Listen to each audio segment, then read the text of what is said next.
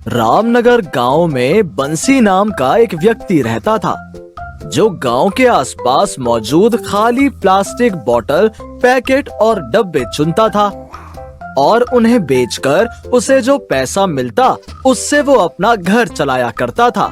Rocky और राखी बंसी के बच्चे थे। उनके परिवार में इन लोगों के अलावा बंसी की बूढ़ी माँ भी रहती थी, जिनकी उम्र होने की वजह से तबीयत ठीक नहीं रहती थी। पिताजी, दादी की दवाइयाँ खत्म हो गई हैं। आते वक्त दादी के लिए दवाइयाँ लेते आइएगा। हाँ पिताजी, घर का राशन भी खत्म हो गया है। शाम को आते वक्त दवाइयों के साथ राशन भी लेकर आइएगा। ठीक है बच्चों, मैं वापस आते वक्त सारा सामान लेकर आऊंगा। बंसी पूरे दिन कड़ी धूप में घूमता है और उसे जो भी प्लास्टिक का सामान मिलता उसे चुन लेता और शाम को कबाड़ी में जाकर बेच देता है। दिन भर घूमने के बाद भी उसे सिर्फ 2 टाइम के राशन का ही पैसा मिलता है। इतने पैसे में तो सिर्फ राशन आ पाएगा। माँ की दवाइयाँ कल ले लूंगा। राखी और रॉकी घर पर बंसी का इंतजार कर रहे थे। बेटा, आज इतनी कमाई नहीं हो सकी। दिन भर घूमने पर मुझे सिर्फ 2 वक्त की रोटी का ही पैसा मिला है। अगर दादी की दवाई नहीं मिली तो उनकी तबीयत खराब हो सकती है। मैं कल पक्का दवाई लेकर आऊंगा। अगले दिन रॉकी सोचता है कि वो भी कुछ काम कर अपने पिता का आर्थिक सहयोग करेगा। इसलिए रॉकी नौकरी की तलाश में निकल जाता है। उसे एक मैकेनिक की दुकान पर काम मिलता है। देखो, मैं तुम्हें दिन का 200 रुपए दूंगा। तुम्हें मेरे साथ गाड़ियों का टायर बदलना होगा। ठीक है, मैं सब काम कर लूंगा। मुझे पैसों की सख्त जरूरत है। रॉकी बहुत होशियार था। वो जल्द ही मैकेनिक की दुकान पर सारा काम सीख लेता है और घर के लिए पैसे कमाने लगता है और दादी की दवाइयों का इंतजाम कर लेता है। ऐसे उनकी जिंदगी ठीक ठाक चलती है। एक दिन राखी खाना लेकर रॉकी को देने जा रही थी। तभी वो एक तेज रफ्तार गाड़ी से टकरा जाती है और उसके सर पर गंभीर चोट लग जाती है। क्या हो गया मेरी बहन? आंखें खोलो, मैं तुम्हें कुछ नहीं होने दूंगा। इनका फौरन ऑपरेशन करना पड़ेगा, जिसके लिए 1 लाख रुपए लगेंगे। हम गरीब इंसान हैं, इतना पैसा कहां से लेकर आएंगे? आप चिंता मत कीजिए, मैं राखी को कुछ नहीं होने दूंगा। रॉकी पैसों का इंतजाम करने के लिए इधर उधर भटकने लगता है। तभी उसकी नजर एक इश्तिहार पर जाती है, जिसमें लिखा था, लखपति बनने का शानदार मौका। हमारे गांव में पहली बार कार रेस प्रतियोगिता जीतने वाले को मिलेंगे 1 लाख का इनाम। लखपति बनने का शानदार मौका? हमारे गांव में कार रेस कंपटीशन होने वाला है। इसके विजेता को 1 लाख मिलेंगे। कुछ भी करके मुझे ये इनाम जीतना पड़ेगा। रॉकी रमेश से जाकर मदद मांगता है।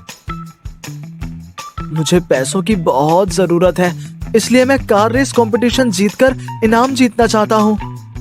मेरे पास गाड़ी तो नहीं है, लेकिन मैं तुम्हें गाड़ी बनाने के लिए सारा सामान दे सकता हूँ। रॉकी के दिमाग में एक आइडिया आता है।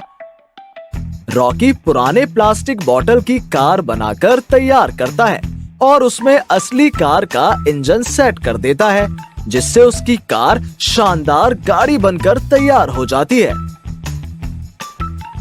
वाह, तुमने तो कमाल कर दिया। अब ये कंपटीशन तुम ही जीतोगे। रॉकी उस कंपटीशन में अपनी प्लास्टिक बोतल की कार लेकर पहुंच जाता है। सभी वहां अपनी महंगी गाड़ी लेकर प्रतियोगिता में पहुंचे थे।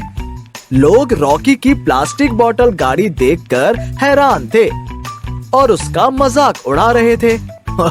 तुम्हें क्या लगता है, तुम अपने इस खटारा प्लास्टिक बोतल की कार से ये रेस जीत जाओगे? मेरी कार इम्पोर्टेड है, इसका मुकाबला कोई नहीं कर सकता। मेरे जीतने की जज्बा इस तुम्हारे इम्पोर्टेंट कार से भी ज्यादा ऊंची है। मुझे यकीन है कि ये रेस मैं ही जीतूंगा। रेस शुरू हो जाती है। सबसे पहले तो रॉकी की प्लास्टिक बोतल कार सबसे पीछे रह जाती है, लेकिन धीरे धीरे प्लास्टिक बोतल कार सभी को पछाड़ते हुए आगे निकलने लगती है। राहुल रेस में सबसे आगे चल रहा था। राहुल फिनिशिंग लाइन तक पहुंचने ही वाला था, उससे पहले ही वो अपनी जीत का जश्न मनाने लगता है। तभी रॉकी की प्लास्टिक बॉटल कार पीछे से आकर फिनिशिंग लाइन क्रॉस कर जाती है और रॉकी वो रेस जीत जाता है। आज तुम्हारी किस्मत अच्छी थी, इसलिए तुम जीत गए, वरना मुझे कोई नहीं हरा सकता था। हमें कभी भी जीत से पहले अपनी जश्न नहीं मनानी चाहिए।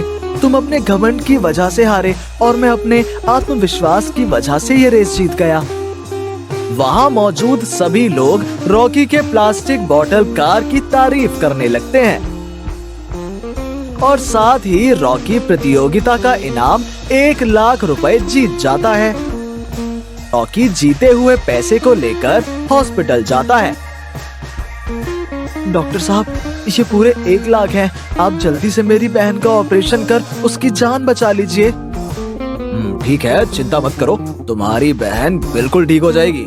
कुछ ही दिनों में राखी बिल्कुल ठीक हो जाती है और सभी खुशी खुशी रहने लगते हैं। रॉकी, तू तो हीरो बन गया।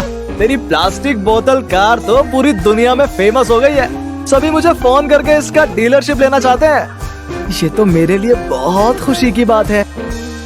रॉकी प्लास्टिक बॉटल कार बनाकर बेचने लगता है। उसके कार की डिमांड पूरी दुनिया में होने लगती है। धीरे धीरे उनकी आर्थिक स्थिति भी ठीक होने लगती है।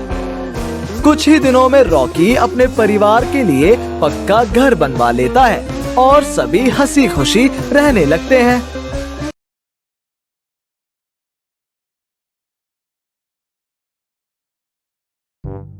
एक गांव में गोपाल नाम का एक गरीब लड़का अपने माता पिता के साथ रहता था। गोपाल के पड़ोस में ही सोहन नाम का एक अमीर लड़का भी रहता था। सोहन को अपने अमीर होने का बहुत घमंड था। जब भी उसके पिता शहर जाते, सोहन अपने लिए महंगे खिलौने मंगवाता और गांव के बच्चों को दिखा दिखा कर खेलता। पिताजी, ये हवाई जहाज तो कितना ऊपर उड़ता है। मैं अभी इसके साथ पास के मैदान में खेल कर आता हूँ। ये बोलकर सोहन अपना हवाई जहाज मैदान में उड़ाने लगता है। तभी उसके पड़ोसी बच्चे यश और मानव वहाँ आ जाते हैं। यश, मानव, ये देखो मेरा नया खिलौना। पता है, बहुत महंगा है। मेरे पिताजी आज ही शहर से लाए हैं। वाह सोहन, तुम्हारा हवाई जहाज तो बहुत ऊपर उड़ता है। क्या थोड़ी देर के लिए मैं तुम्हारा हवाई जहाज ले सकता हूँ? पागल हो गया है क्या? इतना महंगा खिलौना हाथ लगाने की तेरी औकात तक नहीं है। सिर्फ दूर से ही मेरा खिलौना देखो और मजे लो।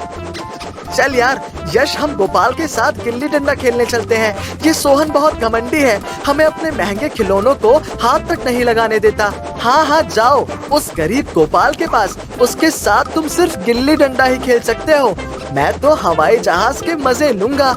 यश और मानव गोपाल के पास चले जाते हैं।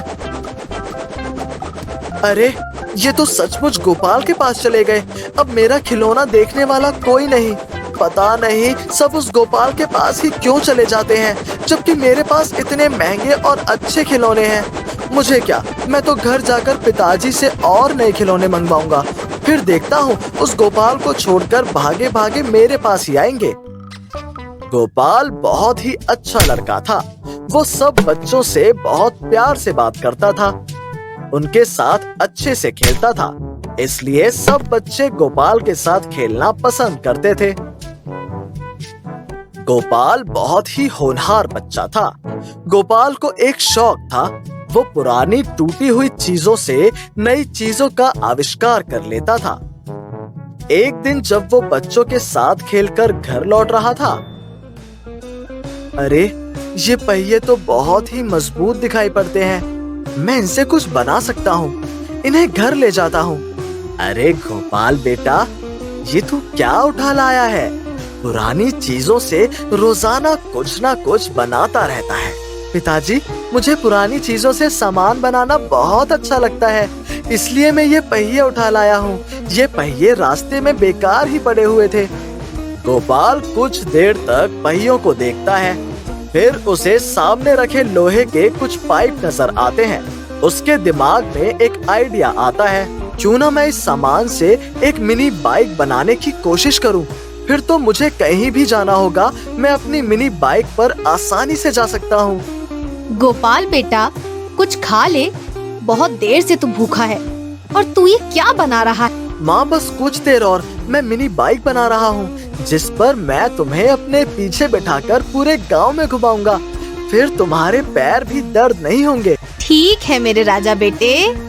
देखते ही देखते गोपाल पुराने सामान से एक मिनी बाइक तैयार कर लेता है।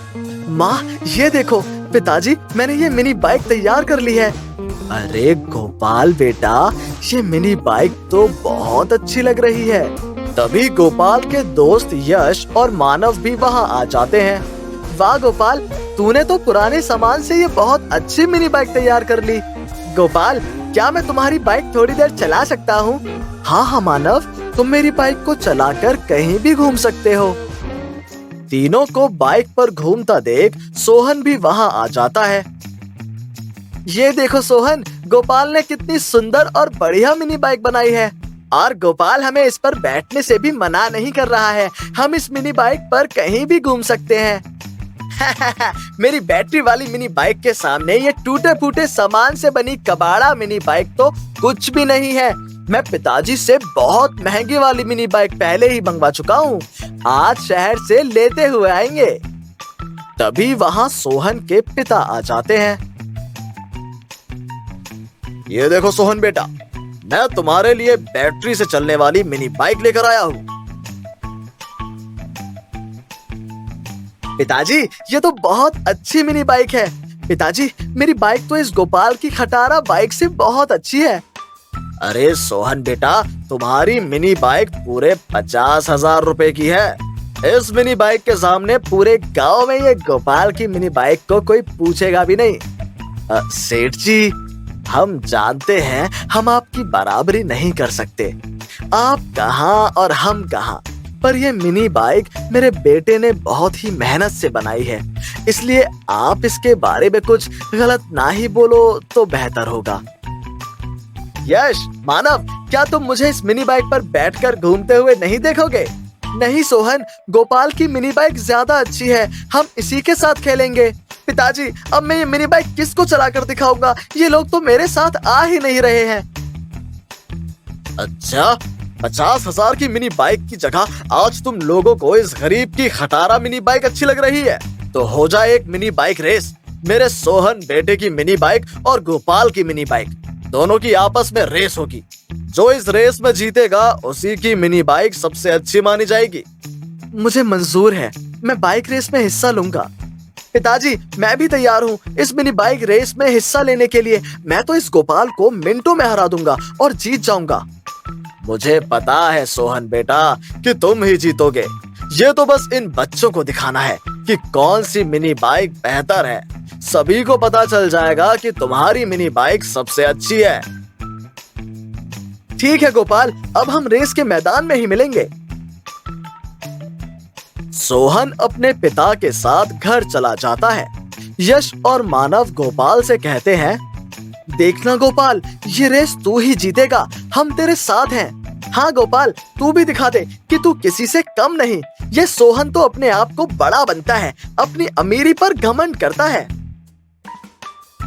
गोपाल, मैं और तेरी माँ हमेशा तेरे साथ हैं, बस तू हिम्मत करके इस रेस को जीतना। गोपाल और सोहन अपनी अपनी मिनी बाइक लेकर मैदान में पहुंचते हैं।